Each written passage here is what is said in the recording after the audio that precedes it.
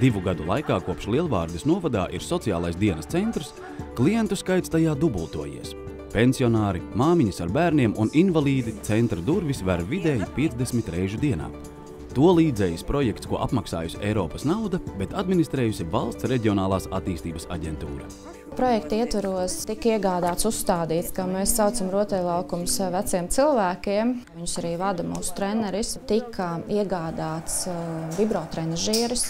Viss, kas ir sporta zālē kā tādai šajā rehabilitācijas pasākumam nepieciešamais, kas ir dažādas bumbas, paklāji, zviedru sienas. Es nāku vingrot, mums ļoti labas meitenes, ļoti labas pasniedzējas, kas mums pamāca, kas mums parāda un kas pasaka pareizi. Katrā ziņā es domāju, ka nebūtu iedomājama dzīve nemaz bez šitādām nodarbībām. Tas ir ļoti labi, mums dienas centrā ir tāda iespēja. Dzīves skolai nopirkta šujmašīnas un adām mašīnas, kā arī datori, bet bērnu vajadzībām iekārtota rotaļu istaba.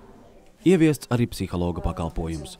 Savukārt invalīdiem nodrošināta pieejama vide, kā arī īpaši aprīkoti datori un printeris. Visvairāk cieņā mums ir senioru vingrošana, nākošā cieņā ir adīšanas un rokdarbu nodarbības un radošās nodarbības. Vēl populārākas šīs te māmiņu grupas, māmiņas paliek vairāk un vairāk.